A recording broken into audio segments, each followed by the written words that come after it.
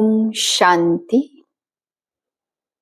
मैं आत्मा सदा एक बाप की सेवा और याद की स्मृति में रहने वाली वर्ल्ड सर्वेंट हूँ और सभी आकर्षणों से मुक्त आत्मा हूँ।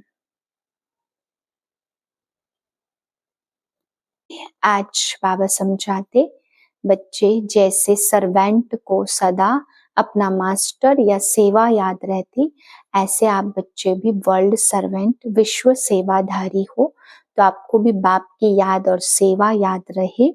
उसमें आप किसी भी आकर्षण में नहीं जा सकते हैं, क्योंकि विश्व सेवाधारी की स्मृति से सर्व आकर्षणों से मुक्त हो जाते, एक रस स्थिति बनी रहती है। फिर बाबा ने समझाया बच्चे माया के बंधनों को तोड़ना है, बाप से पावन बनने की प्रतिज्ञा कर फिर पतित बनते हैं। तो बाबा कहते 5वीं मंजिल से गिरते हैं, फिर हड्डगुड़ टूट जाते हैं। फिर बाबा समझा रहे कि जो देवी देवता धर्म के नजदीक वाली आत्मा होगी, वह बाबा कहते हैं उनको ज्ञान सुनते ही जचने लगेगा और वे पुरुषार्थ करने लगेंगी। जो दूर वाली होंगी उन्हें इतनी जल्दी ज्ञान समझ में नहीं आएगा, यह बातें उनको जचेंगी नहीं। तो बाबा कहते नब्ज देखने की भी परख होनी चाहिए। आज की पॉइंट है, जब भी कोई असत्य बात देखते हो सुनते हो तो असत्य वायुमंडल नहीं फैलाओ। कई कहते हैं यह पाप कर्म है ना, पाप कर्म देखा नहीं जाता, लेकिन वायुमंडल में असत्यता की बातें फैलाना यह भी तो पाप है। लौकिक परिवार में भी अगर कोई ऐसी बात देखी व सुनी जाती है तो उसे फैलाया नहीं जाता। कान में सुना और दिल में समाया। यदि कोई व्यर्थ बातों का फैलाव करता है तो यह छोटे छोटे पाप उड़ती कला के अनुभव को समाप्त कर देते हैं। इसलिए इस कर्मों की गहन गति को समझकर यथार्थ रूप में सत्यता की शक्ति धारण करो। 4/3/2025 के महावाक्य हैं। मीठे बच्चे सुन, जिन्होंने शुरू से भक्ति की है, 84 जन्म लिए हैं, वह तुम्हारे ज्ञान को बड़ी रुचि से सुनेंगे, इशारे से समझ जाएंगे। प्रश्न देवी देवता घराने के नजदीक वाली आत्मा है या दूर वाली, उसकी परख क्या होंगी? उत्तर है, जो तुम्हारे देवता घराने की आत्माएं होंगी उन्हें ज्ञान की सब बातें सुनते ही जच जाएंगी।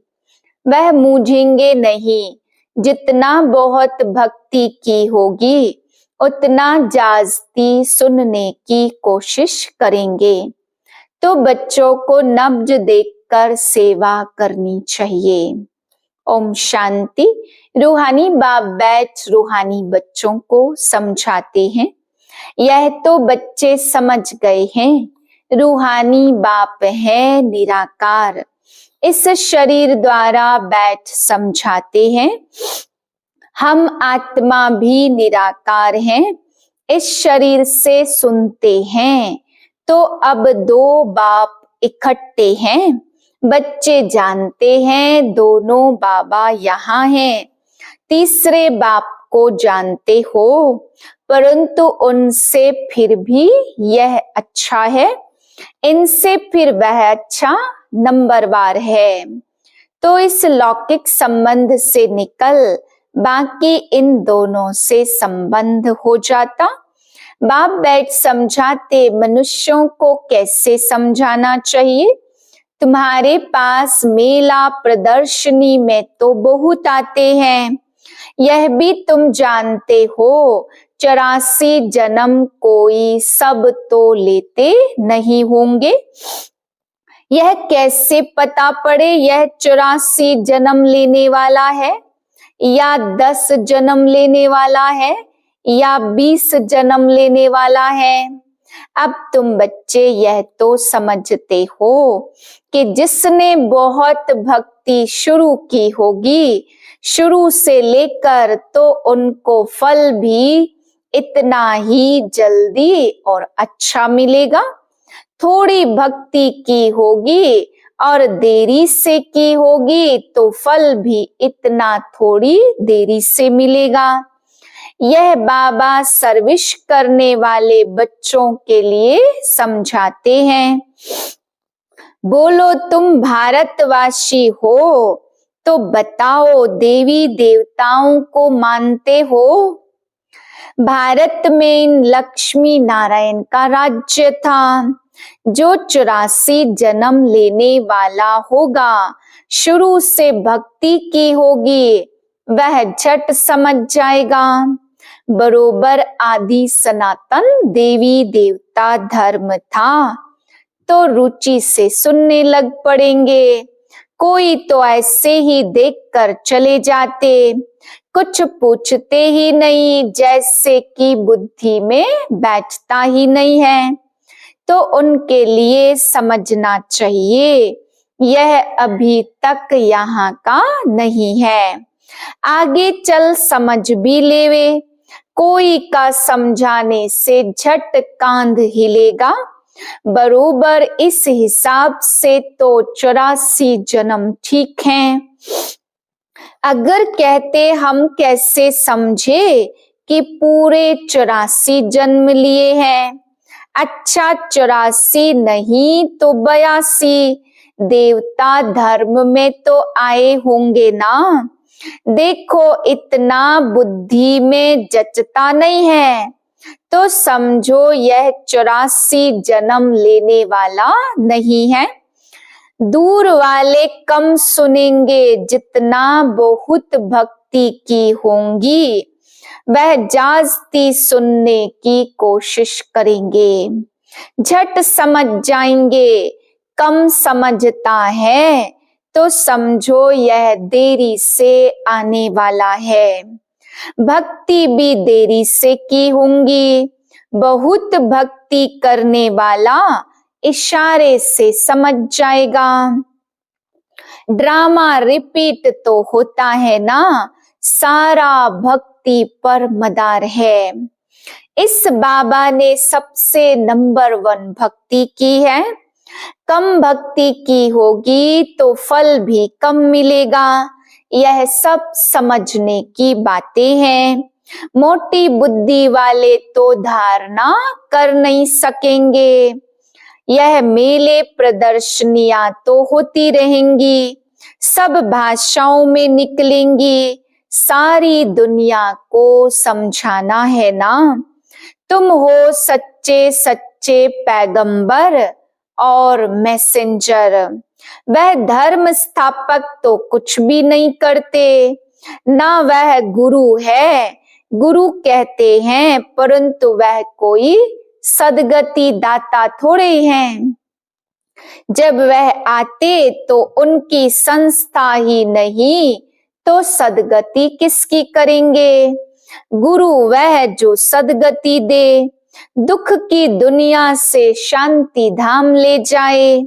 क्राइस्ट आदि गुरु नहीं तो वह सिर्फ धर्म स्थापक हैं।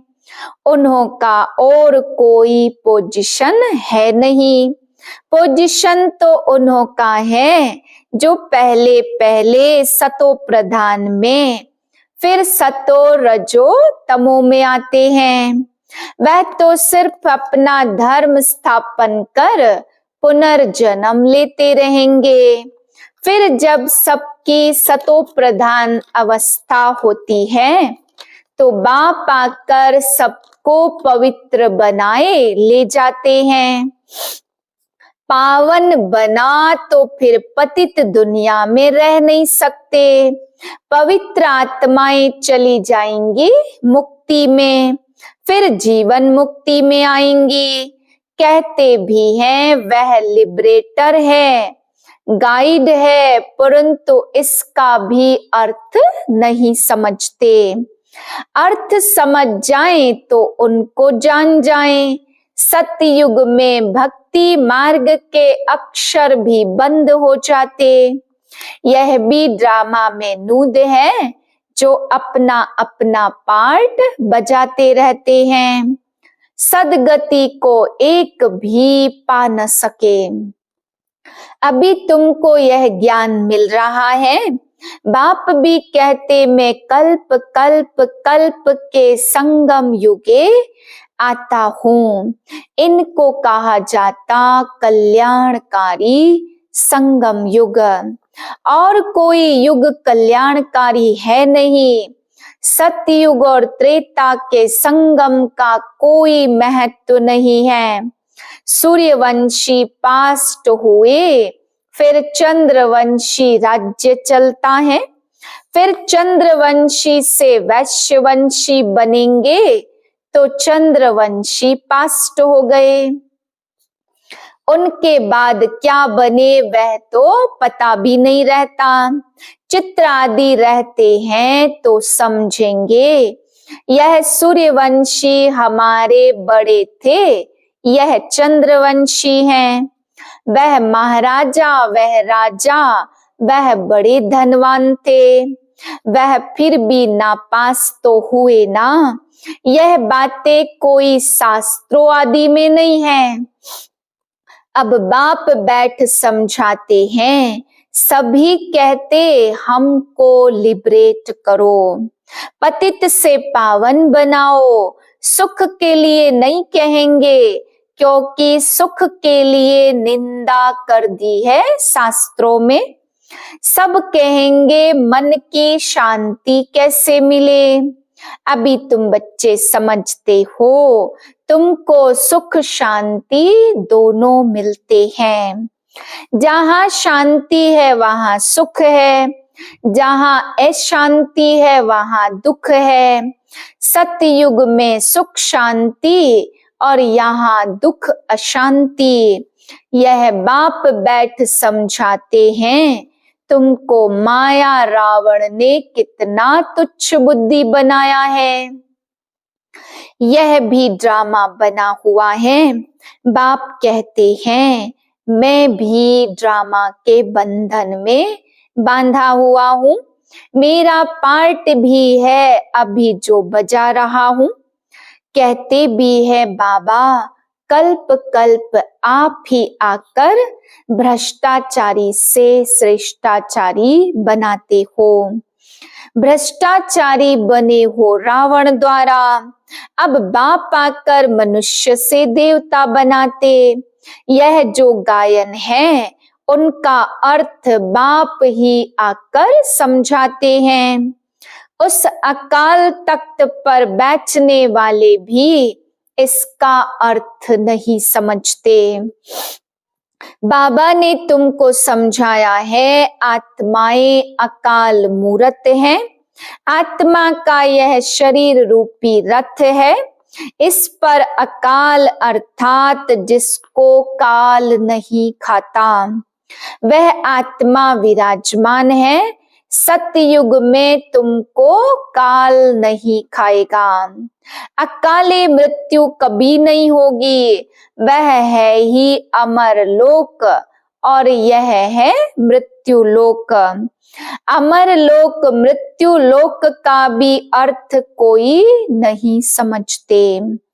बाप कहते मैं तुमको बहुत सिंपल समझाता हूँ। सिर्फ माँ में कम याद करो तो तुम पावन बन जाएंगे। साधु संत आदि भी गाते हैं पतित पावन बाप को बुलाते हैं। कहाँ भी जाओ तो यह जरूर कहेंगे पतित पावन सीताराम। सच तो कभी छिप नहीं सकता। तुम जानते हो अभी पतित पावन बाप आया हुआ है। तुम सब आशिक हो मुझ माशुक के। वह आशिक माशुक तो एक जन्म के लिए होते हैं। तुम जन्म जन्मांतर के आशिक हो। याद करते आए हो हे प्रभु, देने वाला तो एक ही बाप है ना। बच्चे सब बाप से ही मानेंगे। आत्मा जब दुखी होती है तो बाप को याद करती है। सुख में कोई याद नहीं करते, दुख में याद करते बाबा आकर सदगति दो। जैसे गुरु के पास जाते हैं, हमको बच्चा दो। अच्छा बच्चा मिल गया तो बहुत खुशी होंगी। बच्चा नहीं हुआ तो कहेंगे ईश्वर की भावी। ड्रामा को तो वह समझते ही नहीं। अगर वह ड्रामा कहे फिर सारा मालूम होना चाहिए। तुम ड्रामा को जानते हो और कोई भी नहीं जानते, ना कोई शास्त्रों में ही है। ड्रामा माना ड्रामा। उनके आदि मध्य अंत का पता होना चाहिए। बाप कहते मैं 5-5 हजार वर्ष बाद आता हूँ। यह 4 युग तो बिल्कुल इक्वल है। स्वास्तिका का भी महत्व है ना। खाता जो बनाते तो उसमें स्वास्तिक बनाते हैं। यह भी खाता है ना। हमारा फायदा कैसे होता है, फिर घाटा कैसे होता। घाटा पड़ते पड़ते अभी पूरा घाटा पड़ गया। यह हार जीत का खेल है। पैसा है और हेल्थ भी है तो सुख है। पैसा है हेल्थ नहीं तो सुख नहीं। तुमको हेल्थ वेल्थ दोनों देता हूँ तो हैप्पीनेस है ही। जब कोई शरीर छोड़ता है तो मुख से कहते हैं फलाना स्वर्ग पधारा, लेकिन अंदर दुखी होते रहते। इसमें तो और ही खुश होना चाहिए कि उनकी आत्मा को नरक में क्यों बुलाते हो। कुछ भी समझ नहीं है। अभी बाप आकर यह सब बातें समझाते हैं। बीज और झाड़ का राज समझाते। ऐसे झाड़ और कोई तो बना न सके। यह कोई इसने नहीं बनाया, इनका कोई गुरु नहीं था। अगर होता तो उनके और भी शिष्य होते ना। मनुष्य समझते हैं इनको कोई गुरु ने सिखाया है, या तो कहते परमात्मा की शक्ति प्रवेश करती है। अरे परमात्मा की शक्ति कैसे प्रवेश करेगी। बेचारे कुछ भी नहीं जानते। बाप खुद बैठ बताते हैं, मैंने कहा था मैं साधारण बूढ़े तन में आता हूँ, आकर तुमको पढ़ाता हूँ। यह भी सुनते हैं। अटेंशन तो हमारे ऊपर है ना। यह भी स्टूडेंट है। यह अपने को और कुछ नहीं कहते। प्रजापिता सो भी स्टूडेंट है। भल इसने विनाश भी देखा परंतु समझा तो कुछ भी नहीं। आहिस्ते आहिस्ते समझते गए। जैसे तुम समझते जाते हो बाप तुमको समझाते हैं। बीच में यह भी समझते जाते, पढ़ते रहते हैं। हर एक स्टूडेंट पुरुषार्थ करेंगे पढ़ने का। ब्रह्मा विष्णु शंकर तो है सूक्ष्म वतनवासी। उन्हों का क्या पार्ट है यह भी कोई जानते नहीं। बाप हर एक बात आपे ही समझाते। तुम प्रश्न कोई पूछ नहीं सकते। ऊपर में है शिव परमात्मा, फिर देवताएं, तो उनको मिला कैसे सकते। अभी तुम बच्चे जानते हो बाप इसमें आकर प्रवेश करते हैं, इसलिए कहा जाता बाप दादा। बाप अलग है, दादा अलग है। सांवरा और गोरा भी इनको कहा जाता। श्री कृष्ण सतयुग में गोरा था, कलयुग में सांवरा है। बाबा ने समझाया सबसे जास्ती जन्म कौन लेंगे, सबसे कम जन्म कौन लेंगे, यह है नॉलेज। वह सब नीति नीति करते अपनी आत्मा को ही नहीं जानते तो बाप को कैसे जानेंगे। सिर्फ कहने मात्र कह देते, आत्मा क्या चीज है कुछ भी नहीं जानते। अभी अच्छी रीति सुनते और समझते हैं तो समझा जाता यह नजदीक वाला है। समझाने वाले भी नंबरवार हैं। तुम्हारी यह पढ़ाई है, राजधानी स्थापन हो रही है। कोई तो ऊंचते ऊंच राजाई पद पाते हैं, कोई तो प्रजा में नौकर चाकर बनते हैं।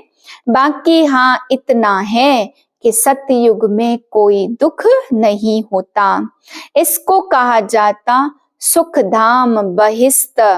पास्ट हो गया तब तो याद करते हैं ना। मनुष्य समझते स्वर्ग कोई ऊपर छत में होगा। देलवाड़ा मंदिर में तुम्हारा पूरा यादगार खड़ा है। आदि देव और देवी और बच्चे नीचे योग में बैठे हैं। ऊपर में राजाई खड़ी है। मनुष्य तो दर्शन करेंगे, पैसा रखेंगे, समझेंगे कुछ भी नहीं। तुम बच्चों को ज्ञान का तीसरा नेत्र मिला है। तुम सबसे पहले तो बाप की बायोग्राफी को जान गए हो, तो और क्या चाहिए। बाप को जानने से ही सब कुछ समझ में आ जाता है, तो खुशी होनी चाहिए।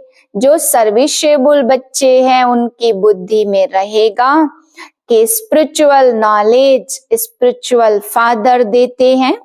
तुम जानते हो अभी सतयुग में जाकर हम सोने के महल बनाएंगे, राज्य करेंगे। यह बड़ी समझने की बातें हैं। मुख्य बात है पतित से पावन बनने के लिए बुद्धि योग बाप से लगाना है। पावन बनने की प्रतिज्ञा कर अगर पतित बनते तो हड गुड़ एकदम टूट पड़ती है, जैसे कि 5 मंजिल से गिरते हैं। बुद्धि ही मलेच्छ की हो जाएगी, दिल अंदर खाता रहेगा, मुख से कुछ निकलेगा नहीं। इसलिए बाप कहते खबरदार रहो। अच्छा मीठे मीठे से खिलते बच्चों प्रति माता पिता बाप दादा का याद प्यार गुड मॉर्निंग। रूहानी बाप की रूहानी बच्चों को नमस्ते। हम रूहानी बच्चों की रूहानी बाप को नमस्ते। धारणा के लिए पहले पॉइंट, इस ड्रामा को यथार्थ रीति समझ, माया के बंधनों से मुक्त होना है। स्वयं को अकाल मूर्त आत्मा समझ, बाप को याद कर पावन बनना है। दूसरी पॉइंट है सच्चा सच्चा पैगंबर और मैसेंजर बन सबको शांति धाम सुख धाम का रास्ता बताना है। इस कल्याणकारी संगम युग पर सभी आत्माओं का कल्याण करना है। वरदान है बाप और सेवा की स्मृति से एक रस स्थिति का अनुभव करने वाले सर्व आकर्षण मुक्त भाव।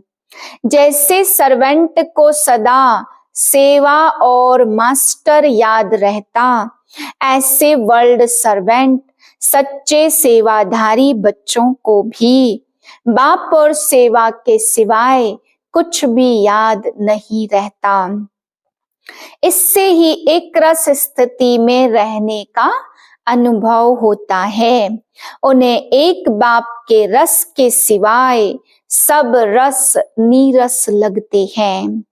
एक बाप के रस का अनुभव होने के कारण कहाँ भी आकर्षण जा नहीं सकती। यह एक रस स्थिति का तीव्र पुरुषार्थ ही सर्व आकर्षणों से मुक्त बना देता है। यही श्रेष्ठ मंजिल है। स्लोगन है नाजुक परिस्थितियों के पेपर में पास होना है तो अपनी नेचर को शक्तिशाली बनाओ। ओम शांति।